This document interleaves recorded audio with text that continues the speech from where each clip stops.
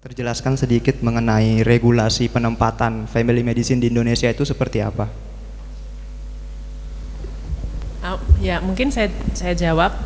Jadi saat ini Kementerian Kesehatan dan Kementerian Pendidikan itu sudah membentuk yang namanya Pokja Nasional Percepatan Pelayanan Pengembangan Dokter Layanan Primer. Dan mereka ini didukung oleh pakar-pakar kedokteran keluarga, diantaranya Dr. Ica, dari Fakultas Kedokteran, dari Asosiasi Fakultas Kedokteran se-Indonesia, kemudian dari IDI, kemudian dari Konsil Kedokteran Indonesia, dan dari 7 kolegium spesialis yang ada di Indonesia. Jadi itu sudah ada namanya Pokja Nasional, terkenalnya namanya National Board of Family Doctor. Saya sendiri jadi anggota standar kompetensi. Jadi kita sampai di taraf itu sekarang, dan saat ini sedang merumuskan mandat untuk 8 fakultas kedokteran yang akreditasinya A untuk melaksanakan pembukaan prodi dokter spesialis DLP. Jadi mungkin pendidikannya sendiri baru kita lakukan kira-kira 1-2 tahun mendatang. Jadi belum ada regulasi. Tapi yang diutamakan dalam pendidikan itu tentunya dokter-dokter puskesmas yang sudah bekerja di puskesmas ya negeri dulu, tapi kemudian swasta akan masuk juga. Dan nanti teman-teman yang ada di sini itu akan masuk ke dalam kategori apakah sudah praktek lebih dari 10 tahun, apakah sudah praktek 5 sampai 10 tahun, atau prakteknya kurang dari 5 tahun, atau fresh graduate. Nah itu akan masuk ke golongan pelatihan yang mana, pendidikan spesialisasi yang mana. Semakin senior, misalnya sudah praktek lebih dari 10 tahun, dia hanya akan menempuh pendidikan. Jadi nanti istilahnya itu kita rekognisi prior practice dan rekognisi prior learning mereka, dan mereka akan menempuh pendidikan kurang lebih hanya 1 tahun. Beda dengan yang prakteknya 5-10 tahun, beda dengan prakteknya yang belum ada 5 tahun. Jadi total pendidikannya sebenarnya 3 tahun. Itu masih lebih rendah daripada pendidikan spesialis yang hampir 4-5 tahun. Jadi jadi belum sampai kepada penempatan. Ya, terima kasih. Dari sini ada pertanyaan? Kalau misal kita itu sudah lulus dari yang internship dan lain-lain, itu apakah kita itu memang wajib mengikuti yang spesialis dokter layanan primer tadi, atau kita itu bisa bekerja? Jadi kalau misal sekarang tuh kan kebanyakan masih ada juga yang fee for service. Terus kalau misal kita tuh nantinya tuh akan gimana gitu loh, apakah kita itu memang bisa bekerja membuka praktek sendiri atau enggak? Terus untuk pertanyaan yang kedua, kalau misal di suatu daerah itu populasinya memang semuanya itu sudah tercakup dalam beberapa dokter keluarga, terus nanti kalau misal kita mau bekerja di daerah tersebut, bagaimana kita mencari pasien yang untuk kapitasi itu? Apakah memang kita ditempatkan oleh pemerintah atau mungkin kita bisa mencari sendiri?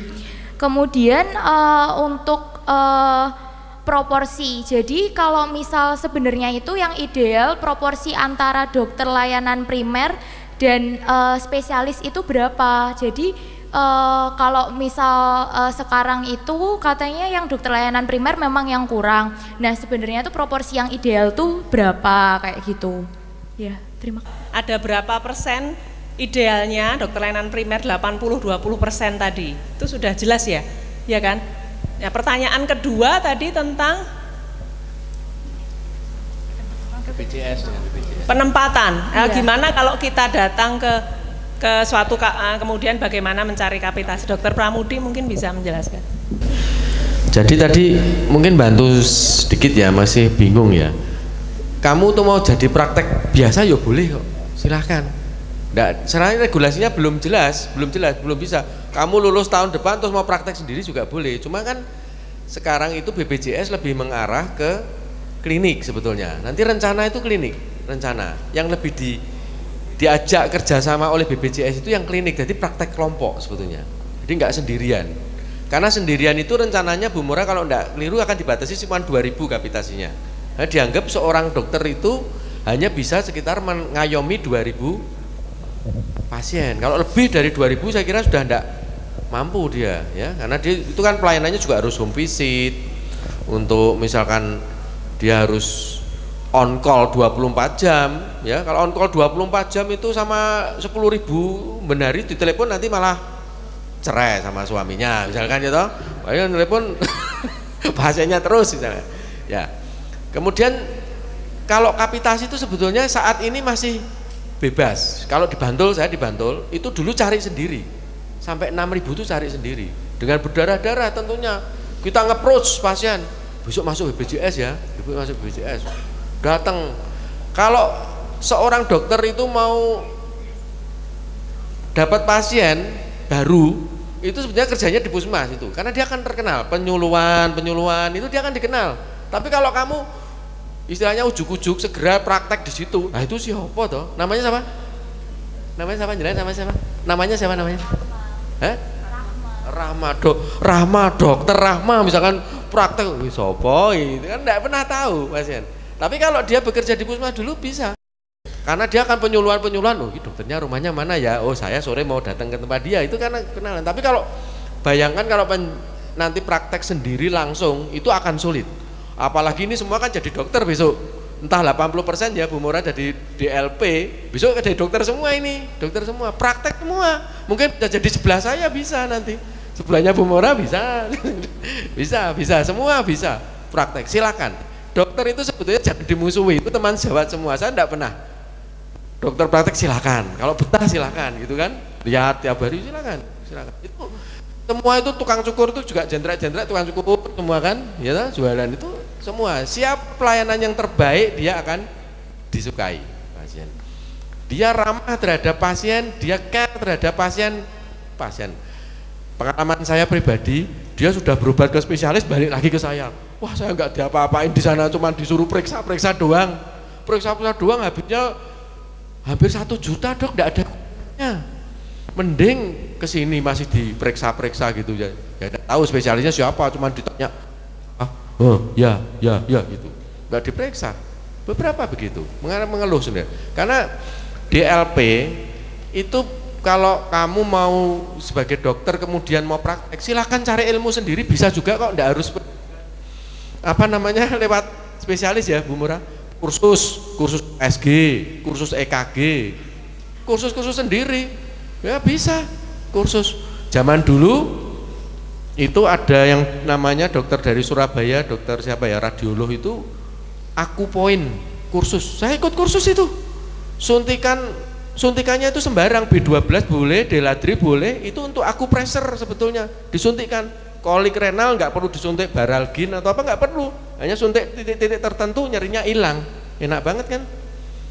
Sekarang itu suntik sendi itu saya sering melaksanakan karena saya kursus. Kalau diseneni sama spesialis neurolognya, dokter Pramudi kok bisa nyuntik sendi lah, saya kursus kok. Sumpah baca cuman kena akord, suntik sama itu, spesialis juga kena akord.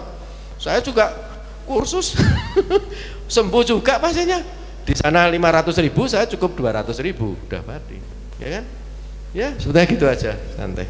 Ya, terima kasih dok. Jadi memang sebenarnya mungkin praktik-praktik spesialis yang selama ini kita lihat seolah-olah heboh gitu, itu saya baru tahu dari dokter Pramudi kalau itu ternyata kenakord.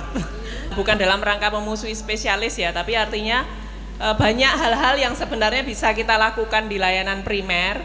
Jadi kita tidak usah, karena nanti teman-teman di tahun ketiga itu akan menjumpai skenario-skenario di mana akhir kalimat dari skenario ini begini, ketika Anda akan merujuk ke spesialis, apa yang akan Anda lakukan gitu. Belum apa-apa kok teman-teman diajari untuk merujuk. Ya, artinya merujuk itu ya merujuk, tapi kan bagaimana sebelum merujuk dan sesudah merujuk apa yang harus Anda lakukan. Tidak kemudian kita lempar ya, wah ini aku nggak bisa, aku lempar aja ke spesialis, nggak seperti itu, karena justru yang punya pasien itu adalah Anda semua. Baik, pertanyaan selanjutnya kelompok yang mana? Di sini sudah? Depan, ya. Ada 3 pertanyaan. Yang pertama, dari tadi kita berbicara tentang pendidikan kedokteran keluarga. Apa sih pendidikan kedokteran keluarga itu? Isinya apa? Materinya, kurikulum dan lain sebagainya. Kemudian kenapa perlu itu? Apakah nanti setelah itu kompetensi dokter keluarga itu berbeda dengan kompetensi dokter umum yang ada di SKDI 2012? Yang pertama. Kemudian yang kedua, iya 2 aja. Kita mohon maaf. Iya 2 aja. Loh, tadi kan baru 1.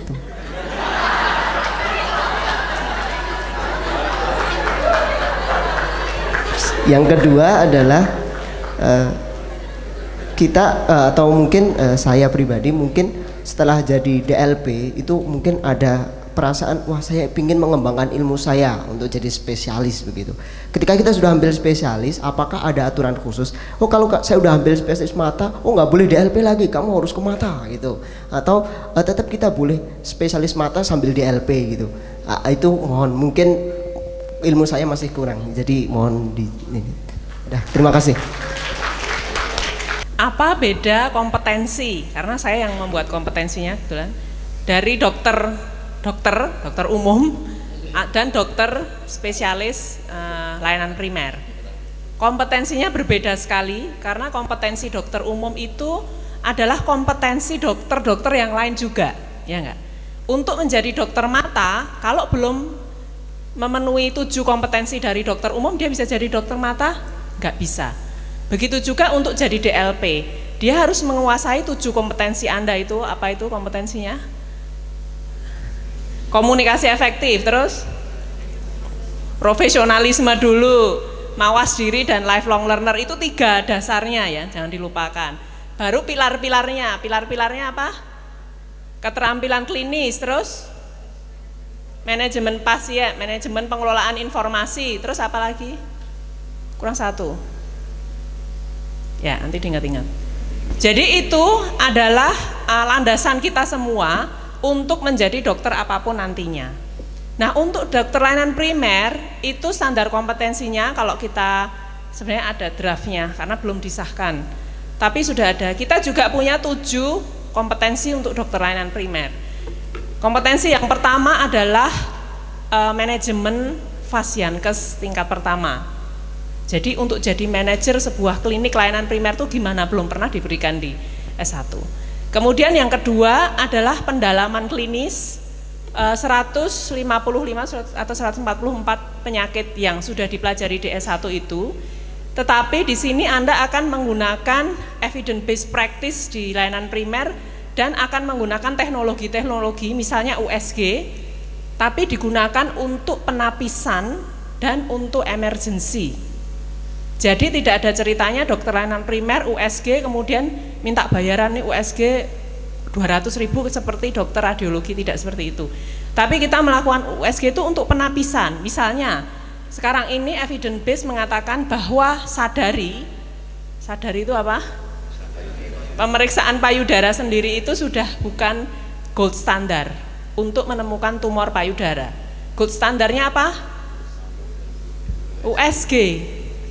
Jadi ketika kita melakukan USG payudara, bukan kemudian kita minta bayaran USG-nya ya, tapi kita sekedar screening penapisan, ini ada benjolan enggak?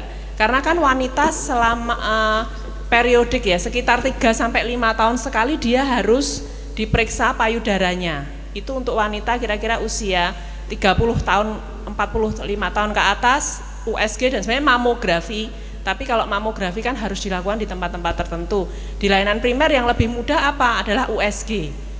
Jadi keterampilan itu akan diberikan bukan untuk kita jualan USG yang lain enggak, tapi hanya untuk itu. Kemudian emergency itu misalnya ada kegawatan dada. Jadi ada orang dengan sesak napas dan lain sebagainya. Di situ tidak ada X-ray, USG soalnya ada yang portable. Jadi sebenarnya bisa kita bawa di layanan primer. Kita scanning ya, seperti dokter siapa tuh kalau di film Star Trek, teman-teman udah nggak lihat ya, Star Trek itu kan ada dokter yang ketika ada orang sakit dia membawa alat scanning gitu dari atas ke bawah gitu, terus oh ini sakitnya di sebelah mana. Nah itu fungsi USG itu mirip, terutama untuk kegawatan dada, terutama untuk masalah seperti tamponade jantung, kemudian ini ada cairan atau enggak ada cairan, yang harusnya ada cairan kenapa enggak ada, yang harusnya enggak ada cairan kenapa ada cairan, itu bisa dilakukan dengan USG. Jadi itu. Kemudian tadi sudah 2 ya, manajemen Fasiankes, pendalaman klinis. Yang ketiga adalah community oriented COPC ya, Community Oriented Primary Care, di mana isinya adalah pemberdayaan masyarakat. Itu kelihatan bukan hanya seperti penyuluhan ya, Dokter Lina kemarin mendemonstrasikan penyuluhan itu kan hanya seperti itu. Tapi inti sarinya adalah pemberdayaan masyarakat. Jadi bagaimana masyarakat yang Anda kelola kapitasi itu bisa, misalnya mereka bisa mengelola sampah sendiri. Anda kan ikut CFHC ya. Nah itu di antara tujuannya adalah untuk mengenalkan pemberdayaan masyarakat. Tidak sekedar kita berdiri begini kemudian kita penyuluhan bla bla bla gitu. Tapi benar-benar harus bagaimana sih masyarakat itu bisa kita semangati untuk kemudian dia melakukan hal-hal yang menurut mereka penting untuk lingkungannya. Dan itu tidak bisa dipelajari hanya dengan 6 tahun pendidikan dokter. Kemudian yang keempat adalah aplikasi ilmu kedokteran keluarga dalam merawat pasiennya. Aplikasi ilmu kedokteran itu apa? Ada 7 prinsip. Nah, 7 prinsip yang tadi dikemukakan Dokter Lina, ada person centered care, ada holistic care, ada continuity of care, comprehensive care, kemudian specific problem solving dan ya lain sebagainya. Itu juga belum pernah diberikan di S1. Contohnya, teman-teman di tahun ketiga waktu mereka tutorial tuberkulosis, biasanya tahun ketiga itu nanti tutorialnya Indonesia Raya gini ya, diagnosisnya gimana, kemudian terapinya gimana, patofisiologi gimana gitu. Jadi kayak bla bla bla bla seperti apa. Lalu mereka merumuskan tentang masalah TB. Jadi mereka tahu cara mendiagnosis dari mulai anamnesis, kemudian pemeriksaan fisik, pemeriksaan lab, BTA dan lain sebagainya, kemudian diagnosisnya tuberkulosis, ada X-ray dan sebagainya. Lalu terapinya ada paket-paket regimen rifampicin ini dan sebagainya. Titik. Kemudian saya tanya ke teman-teman yang satu kelompok tutorial itu, menurut Anda pengetahuan Anda tentang TB ini dikuasai tidak oleh dokter-dokter yang lain? Menurut mereka ya harusnya dikuasai. Oke. Kalau begitu pertanyaan saya kedua, mengapa TB belum berhasil dieradikasi di Indonesia? Lalu mereka menjawab, mengapa kira-kira? Nah, karena pasiennya gimana? Nggak mau minum obat. Anda tahu obat TB itu kan 6-9 bulan. Pasiennya bosen, pasiennya tidak mau minum obat. Ketika pasien merasa sembuh, dia tidak mau minum obat lagi. Dia lupa minum obat. Dia lupa harus ke puskesmas, tidak ada yang mengantar. Jadi mereka nyalain pasien. Terus saya bilang, oke, berarti TB tidak bisa dieradikasi karena kesalahan pasien ya? Iya. Nah, jadi ilmu apa yang harus Anda kuasai? Anda sudah menguasai ilmu TB nih sebagai dokter dan dokter seluruh Indonesia paham. Terus kok nggak bisa pasiennya? Nah, jadi ilmu apa yang harus kita kuasai lagi? Ilmu memahamkan apa yang kita ketahui itu kepada pasien kan? Itu ada ilmunya juga. Bagaimana kita tidak hanya sekedar komunikasi efektif ya, tapi benar-benar sampai self empowerment. Jadi kalau tadi ada community empowerment, ini sampai self empowerment. Dan ilmu itu tidak bisa kita pelajari hanya bla bla bla kemudian biopsikososial, holistic care. Nggak bisa seperti itu karena di situ ada interaksi antara dokter dengan pasiennya. Nah, itu akan dipelajari ketika Anda menjadi DLP. Itu berkaitan juga dengan kompetensi satunya yaitu komunikasi holistik dan komprehensif. Itu berbeda dengan komunikasi efektif, itu baru dasar-dasar. Kemudian profesionalisme di tingkat layanan primer, dan satu lagi adalah kepemimpinan, leadership. Leadership itu juga masuk komponen kompetensi pengikat. Jadi kalau Anda nanti tanya, lalu saya berbeda enggak kalau setelah jadi dokter lalu jadi DLP? Jawabannya akan sangat berbeda. Ya, pertanyaan kedua tadi. Oh ya, spesialis boleh nggak praktek umum? Oh, kata ininya masa mau double ya? Kok agak sedikit apa ya? Tamak gitu ya? Nggak gini deh. Mestinya jadi tadi sudah sempat saya sampaikan bahwa harapannya ke depan nanti Anda lulus sebagai dokter, Anda akan berdiferensiasi. Jadi Anda sebagai stem cell, Anda lulus sebagai dokter nih ya dari FK. Sekarang Anda ini suatu pilihan karir nanti. Ya, tadi Anda bilang kita harus dipaksa apakah kita diwajibkan? Enggak ada yang mewajibkan, terserah Anda kok, Dek. Itu suatu pilihan hidup ya pada akhirnya. Jadi gini, nanti ke depannya Anda akan apakah nanti Anda akan menjadi seorang spesialis di sekunder atau Anda akan menjadi seorang spesialis di layanan primer, atau menjadi yang lain-lainnya tadi yang seperti disampaikan Dr. Mora, mau hanya menjadi istrinya siapa gitu, nggak bekerja, hanya di rumah gitu ya, atau menjadi peneliti, atau menjadi siapapun terserah. Tapi kalau nanti untuk pendidikan formal ya, Anda pendidikannya tadi spesialis yang sekunder apa spesialis yang primer. Nah, sehingga nanti bekerjanya juga sesuai dengan itu ya. Jadi nggak bisa nanti setelah mata pengen DLP kok mata gitu ya. Nah, kalau dulu kan begini, kalau dulu ya, Anda lulus sebagai dokter ya, kemudian Anda bekerja di dokter umum dulu kan, ya nggak? Sekarang sampai saat ini ya, Anda ngumpulin duit dulu, ya nggak? Ngumpulin duit, nabung, nunggu kesempatan, nunggu takdir, nunggu nasib kan gitu ya, nunggu wangsit misalnya begitu ya. Sebelum Anda nanti mau menjadi spesialisasi, kan nunggu tabungannya banyak dulu kan, katanya begitu ya, untuk bisa sampai ke sana. Pada akhirnya tadi seperti kata Dr. Mora, hanya 20% yang bisa sampai ke sana, ke spesialis. Yang ini adalah seperti halnya Anda, ya sudah mau gimana lagi, ini takdir saya, nasib saya menjadi dokter yang bekerja sebagai dokter umum gitu ya. Tapi kedepannya ini nggak seperti itu lagi. Ini yang namanya dokter yang bekerja di layanan primer bukan sebagai batu loncatan untuk masuk ke spesialis. Jadi kan dulu dokter praktek umum, dokter spesialis gitu kan. Kalau nanti enggak, Anda lulus sebagai dokter, Anda mau sekunder atau Anda mau primer gitu. Itu gitu ya. Nah, kalau di beberapa negara misalnya seperti di Australia, pendidikan GP training, General Practitioner Training ya, itu selain 3 tahun yang tadi tambahannya, itu ada tambahan 1 tahun advance namanya. Nah, itu kalau misalnya Anda memiliki minat di suatu spesialisasi yang lain, itu bisa Anda kembangkan di situ. Jadi misalnya Anda suka geriatri nih, untuk orang tua gitu ya. Jadi ditambahkan di situ. Atau Anda suka obgyn nih, bisa ditambahkan di situ di pendidikan tahun keempatnya. Itu interest ya, advance. Nah, tapi karena kita nanti ke depannya ini kan masih ini pun masih berusaha untuk menuju ke sana, kita mungkin yang generiknya dulu. Jadi yang 3 tahun dulu. Tapi kalau nanti sudah berkembang ya bisa saja nanti kita kembangkan ke sana. Jadi misalnya Anda mau tambahan khususnya tadi, ketertarikannya di mana gitu ya. Ya. Itu kalau yang di negara-negara yang sudah maju ininya.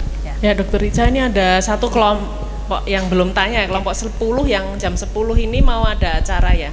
Kelompok 10 di mana?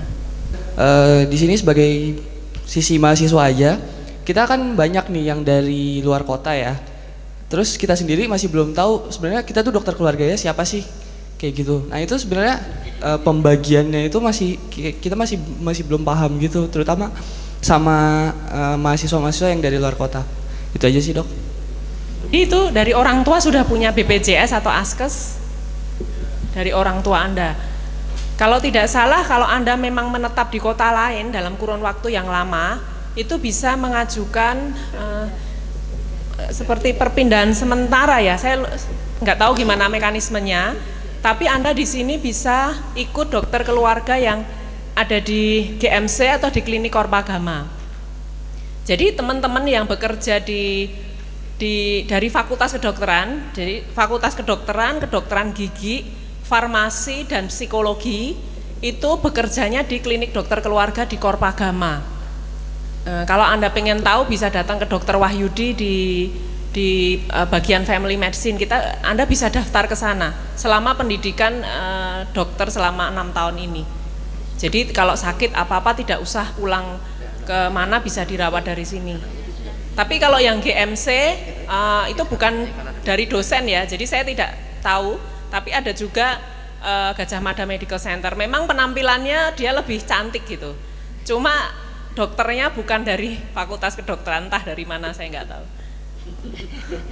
Ya terus terang aja, soalnya memang ada top manajemen dari tingkat universitas tuh memang nggak adil antara 2 klinik ini. Tapi dari staf dari berbagai fakultas yang ada di UGM itu mereka bekerjanya di klinik dokter keluarga Korpagama. Jadi kalau mau memilih silahkan. Dari kelompok lain?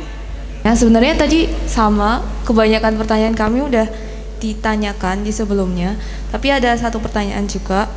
Jadi sekarang kan kalau sekarang masih ada dokter spesialis sekunder yang praktek sendiri, misalnya dokter spesialis saraf gitu.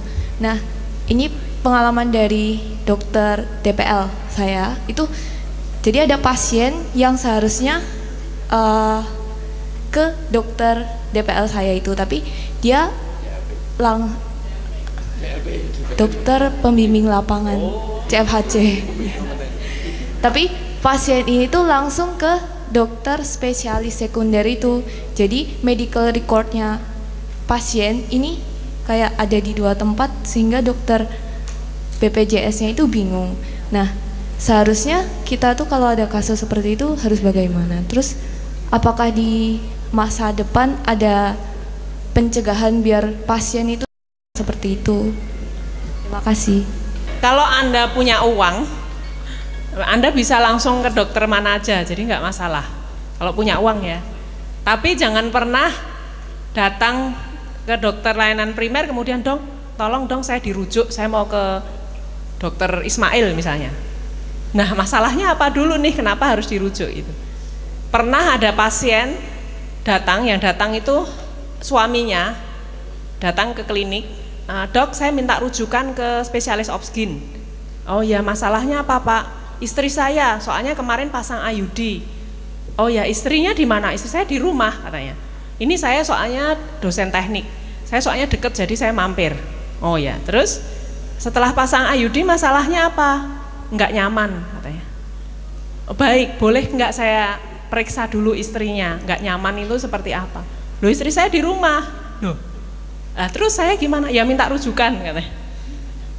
Terus saya bilang, Bapak bisa aja ke dokter spesialis obsgin, tapi bayar sendiri, jangan minta rujukan BPJS, karena saya dokter BPJS, saya hanya akan merujuk kalau memang istri Bapak harus saya rujuk. Jadi kalau Anda punya uang, Anda bisa tuh, selama ini belum ada aturan mengenai dokter praktek swasta, jadi bisa saja sih, makanya Anda kalau mau praktek swasta juga boleh, mau lomba dengan dokter Pramudi, ya pokoknya menang aku karena saya masih muda gitu, ya silahkan gitu. Belum ada aturan, tapi itu semua akan out of pocket. Jadi itu ya terserah, kalau memang pasiennya punya uang dan senang kepada Anda, mereka mau keluar uang, karena ada juga dokter yang di Gunung Kidul ya, dokter Marlina, dokternya sudah senior dan dia memang tidak bekerja sama dengan BPJS, dan dia pasiennya mau membayar mahal, jadi satu kali datang tuh bayar 200.000. Ya nggak masalah gitu, tapi jangan pernah hal seperti itu kemudian minta rujukan BPJS, karena kan orang minta BPJS itu sebenarnya pengen gratis. Kalau pengen gratis ya harus tanya dulu ke dokter layanan primernya, ini kalau sakit seperti ini apa saya harus dirujuk apa enggak, apa bisa ditangani di sini, karena kalau nggak bisa ditangani pasti dokternya akan merujuk, dan kalau dirujuk pasti gratis. Jadi itu jawabannya. Mungkin ada yang mau menambahkan dok? Ya. Pertanyaan yang lain, kelompok lain. Dok, sebenarnya ini sampai jam berapa ya kan? Jadwal kami jam 10. Ya sampai jam 10, tapi kan ada kelompok yang belum bertanya ya. Makanya kita kasih kesempatan. Terima kasih atas waktunya. Saya dan teman-teman dari kelompok 7 mau bertanya dok, mungkin sedikit overlapping sama pertanyaan teman-teman yang lain.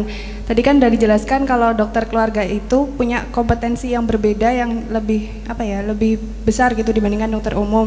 Di sisi lain regulasi tentang dokter keluarga itu masih belum jelas. Nah untuk selama ini tuh pengklaiman dokter keluarga itu melalui jalur apa? Itu maksudnya mungkin ada training khusus atau apa? Nah itu seperti apa?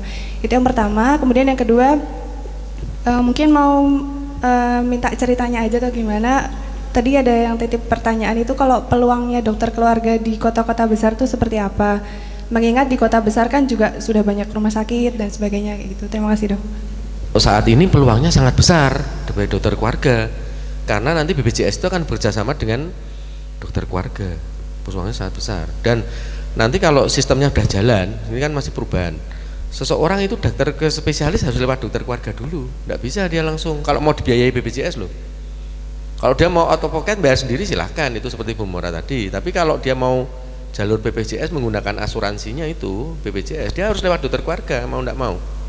Dan dokter keluarga menangani 144 untuk dokter umum dan tambah 11 kompetensi dokter gigi 155 itu harus lewat saringan dokter keluarga BPJS. Ya, dan itu tidak bisa dilompati. Nah, tadi semacam Bu Mora tadi datang minta rujukan saja tidak bisa. Besok harus perlu dirujuk atau tidak, dan saringannya itu di tempat kita. Kalau kita terlalu banyak merujuk, kita juga dipenalti oleh BPJS. Jadi BPJS itu punya catatan, oh ini dokter Pramudi dari 100 pasien yang diobati dia 50 dirujuk, berarti dia nggak kerja apa-apa nih, potong. Nanti BPJS-nya kapitasinya kan dikurangi, 8.000 diurangi, mau nggak kerja apa-apa ini, cuma juru rujuk ini datang rujuk, potong tinggal separuhnya misalkan. Tinggal 4.000 saya terimanya, tinggal 4.000 ya. Jadi peluangnya sangat besar. Sebetulnya saya slide, tadi ada slide perkembangan dari saya sebagai praktek umum sampai punya klinik itu ada sebetulnya.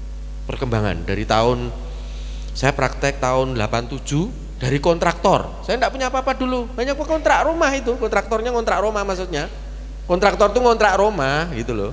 Sampai punya rumah, sampai bisa punya klinik. Dan mempekerjakan tadi 11 dokter itu karena dari nol sebetulnya. Saat ini terbantu sekali dengan BPJS. Zaman dulu saya bekerja sama dengan Askes itu cuman dapat 4.000 kapitasinya. Bekerja sama dengan Jamsos Stek Ciloko lagi cuman 1.900 satu pasien. Akhirnya saya tutup. Saya tidak kerja sama Jamsos Stek. Kemudian Jamsos Stek menaikkan preminya jadi sekitar 5.500, Askes sama 5.500. Saya daftar lagi sama Jamsos Stek, ditolak sama Jamsos Stek. Kamu dulu lepasin saya. Untung BPJS itu Askesnya yang dipakai. Kalau yang dipakai Jamsos Stek ya saya tidak kerja sama. Saya kan dicireni sama Jamsos Stek. Dulu nolak kok gitu. Nah karena saya 1.900 saya lah bayangin pasiennya 1.000 cuma 1,9 dapatnya, ya celoko kan, ya. Waktu itu Askes 5.500 saya milih Askes, kan hak kita juga milih Askes atau Jamsos Stek. Lah untung yang dipakai itu Askes, akhirnya Jamsos Stek kan di stop. Jamsos Stek itu hanya untuk tenaga kerja saja, Jamsos Stek kesehatannya dilimpahkan ke Askes, sehingga saya kerja sama Askes. Sekarang BPJS Jamkesmas masuk ke tempat saya tambah jaya gitu loh ceritanya. Terima kasih. Dokter Pramudi ini sudah pengalaman praktek di 8 puskesmas dan menjadi kepala puskesmas, dan sekarang bekerja di Dinas Kesehatan kepala bidang apa dong? Penanggulangan masalah kesehatan. Kemudian Dokter Siti Marlina ini dokter fungsional yang ada di Puskesmas Kasihan Bantul, dan beliau adalah mahasiswa master kedokteran keluarga yang ada di FKUGM, sedang menyelesaikan tesis. Kemudian Dokter Orizati, Dokter Ica ini adalah dosen di Kepala Departemen Kedokteran Keluarga dan Komunitas yang ada di Fakultas Kedokteran Universitas Muhammadiyah. Beliau adalah PhD in General Practice, jadi mendalami ilmunya. Meskipun juga sekarang kepala klinik pratamanya UMY ya. Bagian pendidikan dari klinik juga. Jadi teman-teman nanti akan menjadi apa tuh? 80% akan menjadi seperti beliau bertiga ini. Tepuk tangan untuk beliau bertiga. Ya, ada berapa kelompok yang belum bertanya? 1, 2, 3. Oke. Perkenalkan, nama saya Priscilia Emelda, mewakili dari kelompok 21. Jadi yang ingin saya tanyakan itu mengenai kemarin kan udah menonton video yang Dokter Siti Marlina. Nah, kami melihat ada berbagai tantangan yang harus dihadapi dalam menangani pasien-pasien di pedesaan kayak gitu. Nah, untuk itu kita perlu adanya strategi untuk update skill and knowledge kayak gitu. Nah, menurut dokter, bagaimanakah strategi yang tepat kalau seandainya kita bekerja sebagai dokter layanan primer di daerah terpencil untuk update skill dan knowledge? Terima kasih. Dokter umum yang di teman-teman sejawat lah, itu banyak yang memang masih ibaratnya malas untuk mengupdate ilmu. Karena kita biasanya update ilmu kebanyakan itu lewat seminar, workshop seperti itu. Tapi kalau di UGM ada weekly clinical update ya, kemarin saya ini ya. Nah, itu ada bagusnya Dek. Nanti karena di situ kenapa kita diajarkan bagaimana kita mencari, men-searching, melakukan critical appraisal suatu jurnal. Yang mungkin yang masih sulit untuk dilakukan, yang belum banyak dilakukan oleh dokter sejawat yang ada di layanan primer, itu adalah bagaimana mengupdate ilmu sendiri melalui jurnal-jurnal terbaru. Itu kalau misalnya klinik workshop itu sudah banyak seminar, kemudian workshop itu kita sering mengikuti. Salah satunya dengan mengikuti itu. Kemudian yang masih jarang dilakukan adalah dengan cara mengupdate ilmu melalui jurnal. Kemudian kita melakukan appraisal, critical appraisal dari jurnal itu. Jadi kebanyakan memang melakukan penanganan kasus itu berdasarkan pengalaman, kemudian update ilmu. Tapi yang benar-benar ilmu terbaru yang itu yang bisa dipercaya dan bisa digunakan itu yang masih belum bisa dilakukan, yang belum banyak dilakukan seperti itu. Karena untuk melakukan critical appraisal ada caranya sendiri dan itu memang belum banyak diketahui oleh teman-teman sejawat. Saya kira itu. Jadi kalau kita lebih sering membuka jurnal mungkin dari web-web yang terpercaya, kemudian kita bisa melakukan critical appraisal, itu akan sangat berguna untuk kita sebagai dokter di layanan primer, bagaimana kita menangani kasus berdasarkan evidence based practice-nya. Jadi para dokter itu mendapatkan tugas untuk melakukan telaah kritis dan juga presentasi kasus, lalu bertemu hanya seminggu sekali di sini, dan kita hadirkan pakar-pakar dari klinik untuk memvalidasi keilmuan mereka. Nah, untuk yang daerah terpencil itu sebenarnya bisa dilakukan kerjasama dengan Pemda setempat. Kalau Pemdanya mau membiayai, itu bisa bekerja sama dengan FK yang ada di dekat situ. Jadi sebenarnya teknik dari weekly clinical update ini memang kita buat sedemikian rupa supaya sebenarnya ini bisa dilakukan di berbagai daerah.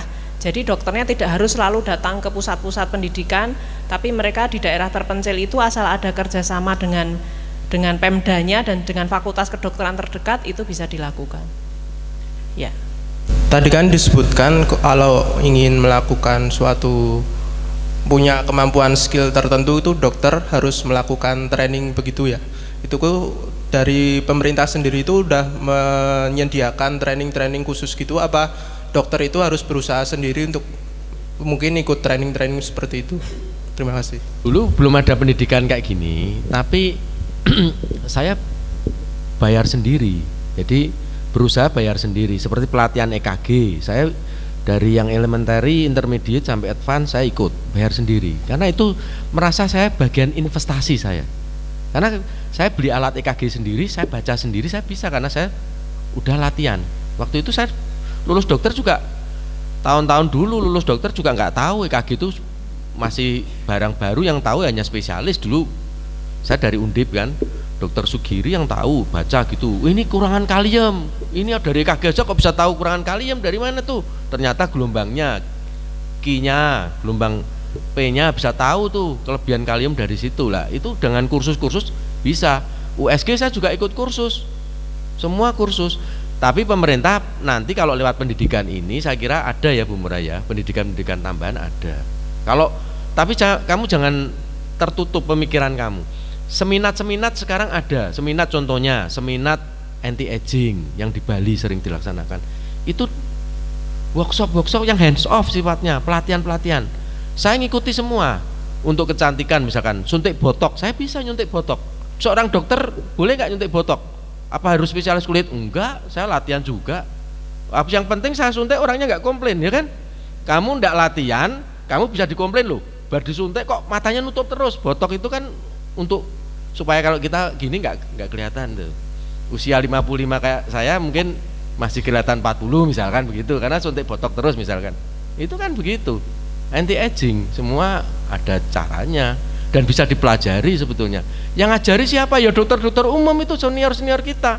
Karena yang spesialis nggak mau ngajarin, takut kesaing. Ya itu aja. Ya, kita belajar. Dokter boleh nggak nyuntik botok? Siapa yang larang? Nyuntik kok. Dokter boleh nyuntik nggak? Kompetensinya ada nggak Bu Murah? Ada kan? Apa dokter dibatasi nggak boleh nyuntik botok? Siapa bilang? Boleh, asal kita tahu metodologinya. Daerah suntikan botok itu ada caranya. Nggak boleh ini, nggak boleh daerah sini, akan turun dia. Elevator papet banyak turun, dia akan petosis. Baru disuntik dia merem terus gini kan, nggak bisa balik, ya kan? Nggak boleh ya toh.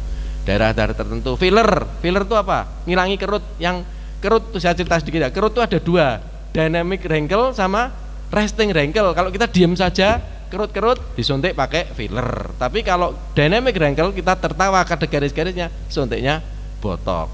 Nah, cuman itu, mainannya cuman itu. Suntiknya sekarang suntik filler ada berbagai macam. Suntiknya apa?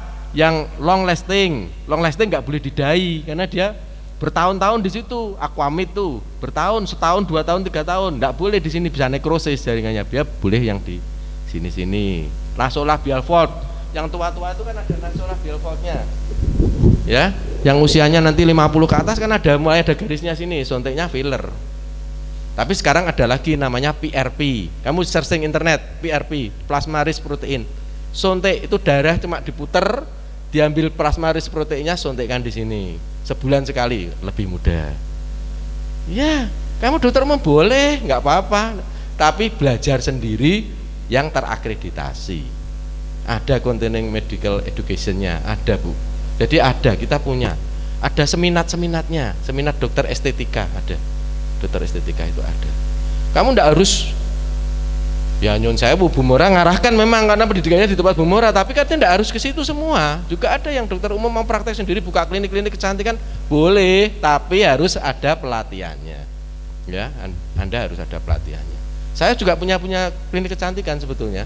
Istri saya yang dulu situ. Bu Mora pernah datang ya ke tempat saya ya. Waktu itu ngarani saya bukan Bu Mora berobat, enggak, marani saya. Waktu itu saya antar ke mana itu rumah makan Parangtritis ya, datang ke sana. Ilustrasinya cuma satu. Saya waktu itu lihat Natasha kok ramenya kayak gitu ya, saya kepingin sekali saya punya. Istri saya tak suruh belajar di situ, keluar berdiri sendiri, udah gitu. Makasih Bu Mora. Makasih. Jadi ini tadi sedikit ilmu tentang continuing medical education yang saya kira perlu dilakukan tidak hanya dokter layanan primer, dokter spesialis yang lain dia juga punya continuing medical education tersendiri. Ya, ada yang belum bertanya kelompoknya? Kalau enggak kita sudahi atau mungkin masih ada satu pertanyaan yang masih unek-unek. Dokter yang bukan dokter spesialis juga bisa kayak misalnya melakukan kayak botox segala macam. Terus kalau kayak gitu skopnya dokter layanan primer sama dokter spesialis itu gimana? Apakah bakal overlap kayak gitu atau gimana? Keterampilan untuk injeksi kan, itu kan ada di keterampilan dasar dokter. Bahkan tidak usah dokter layanan primer pun bisa sebenarnya. Nah, tinggal isinya apa? Nah, kalau pelatihannya suntik botok itu certified, artinya kalau ada apa-apa teman-teman bisa mempertanggungjawabkan bahwa pelatihan ini terakreditasi dan karena sertifikat ini saya boleh melakukan. Nah, itu kita bisa melakukan. Dan itu memang tidak harus dokter spesialis, siapa bilang. Bahkan sebenarnya ya banyak resep dari misalnya spesialis kulit itu yang harusnya diturunkan ke dokter, tidak hanya dokter layanan primer, dokter pun harusnya juga tahu. Tapi kan sering racikan ini disembunyikan ya. Jadi kita cuma tahu hal yang mungkin paling dasar, padahal sebenarnya kalau ini dikombinasi dengan ini dikombinasi dengan ini itu akan lebih baik untuk kulit misalnya. Tapi itu banyak, bahkan itu tidak diberikan ke anak buahnya yang residen kulit sendiri. Jadi itulah bedanya pendidikan kedokteran di Indonesia dan di Amerika ketika saya lihat. Jadi kalau di Amerika itu gurunya itu merasa pengen muridnya ini harus bisa gitu. Jangan sampai murid saya lulusan dari saya ini kok nggak bisa apa-apa. Tapi kalau di sini lain, kalau bisa saya ini tetap yang paling bisa dan Anda nggak bisa apa-apa gitu. Jadi ya memang karena kemudian rebutan itu Profesor Graeber yang saya wawancara itu selalu heran ya, dia bilang kita ini negara besar, Amerika, Indonesia itu dari luas dan dari jumlah penduduknya itu hampir sama. Kita kan ketiga setelah Amerika kan, Cina, India, Amerika dan kemudian Indonesia. Jadi masalah kita ini sebenarnya sama banyaknya. Kenapa kita harus rebutan? Kenapa nggak dikeroyok aja, semua orang bisa makan? Itu adalah prinsip dari guru-guru yang ada di Amerika. Jadi semua orang, makanya di sana primary care kan dikeroyok, ada 4 spesialisasi tadi ya. Karena dengan dikeroyok pun ya semua orang ini makan artinya dokter yang manapun ini juga akan makan karena pasiennya memang banyak sekali. Indonesia kan juga pasiennya banyak. Mau dokternya berapapun sekarang aja jumlah dokter kan masih kurang gitu. Ada 2000 puskesmas yang tidak ada dokternya. Jadi kita ini masih kurang, tapi kenapa harus oh kamu ini spesialis kulit, kamu nggak bisa ini, aku spesialis penyakit dalam, aku bisa ini. Kan kenapa harus begitu gitu? Bukannya kita harusnya kerjasama dan kita harus makan semua nih, teman-teman satu ruangan ini harus makan semua. Jangan sampai yang makan hanya satu orang, yang lainnya dianggap makannya cuma ini aja lah, sisa-sisa saya, nggak bisa begitu. Jadi itu sebenarnya tekad dari apa namanya pendidikan dokter yang ada di Indonesia. Gitu, Mbak Ica mungkin mau menambahkan sedikit. Oke, baik, saya hanya menyampaikan beberapa patah kata gitu ya. Jadi untuk ringkasan dari apa yang kita perbincangkan di pagi hari ini. Jadi kalau adik-adik semua nanti berniat, bermaksud untuk mau mengembangkan profesi sebagai dokter di layanan primer ini, insya Allah yang Anda lakukan pilihan itu menjadi suatu hal yang baik sekali. Kenapa? Karena Anda membantu kerja pemerintah untuk meningkatkan status kesehatan pasien kita, meningkatkan status kesehatan masyarakat kita, yang berarti kita akan menguatkan. Ketika layanan primer itu dikuatkan di suatu negara, di Indonesia, maka sistem kesehatan di negara ini akan menjadi baik, sehingga kita nanti bisa ikut bersaing ya, status kesehatan kita sama dengan negara-negara ASEAN lainnya. Itu yang pertama ya, jangan tepuk tangan dulu. Yang kedua ya, hasil penelitian dari Asosiasi Dokter Keluarga di Amerika itu menunjukkan begini, kalau setiap pasien itu memiliki seorang dokter keluarga ya, maka dia akan live longer and healthier gitu, sehingga akan menjadi lebih sehat dan lebih lama hidupnya. Kenapa? Karena tadi apa yang kita lakukan sebagai seorang dokter keluarga, kita memberikan pelayanan yang holistik, komprehensif dan seterusnya. Kemudian kita memiliki interpersonal skill ya, personal touch dengan pasien-pasien kita, sehingga pasien-pasien itu tidak ada rasa ini dengan kita sebagai advokat medis bagi pasien kita, sehingga pasti setiap pasien dan keluarganya merasa nyaman. Oh ini nih ada dokter keluarga yang setiap saat saya bisa bertanya, saya bisa menanyakan. Jadi bukan hanya nanti dokter keluarga itu adalah dokter for the sick, tapi juga the doctor for the health gitu ya. Jadi konsep ini yang nanti kita akan kembangkan. Dokter keluarga bukan hanya the doctor for the sick, tapi juga the doctor for the health. Oke? Anda mau tepuk tangan sekarang boleh. Oke, baik, terima kasih atas perhatiannya. Baik, terima kasih teman-teman. Pesan kepada adik-adik semua, tidak usah minder jadi dokter umum itu. Ya, dokter umum atau dokter tidak umum itu sama saja, ya toh? Kita tuh sama-sama. Anda belajar lebih banyak, Anda tahu akan bisa lebih berguna. Belajarlah selama hidupmu. Kalau dokter itu biasanya gitu mutunya. Selama kamu masih hidup, ya belajar terus. Ilmu-ilmu baru itu setiap hari berubah. Berapa jurnal tiap hari itu tidak kebaca semua sama kamu, karena jurnalnya lebih banyak dari kemampuan baca seseorang, pasti ya. Jadi sebagai dokter layanan primer itu jangan minder. Kita harus menunjukkan kita itu bisa. Kita bisa lebih mampu dari siapapun kalau kita lebih tahu lebih banyak.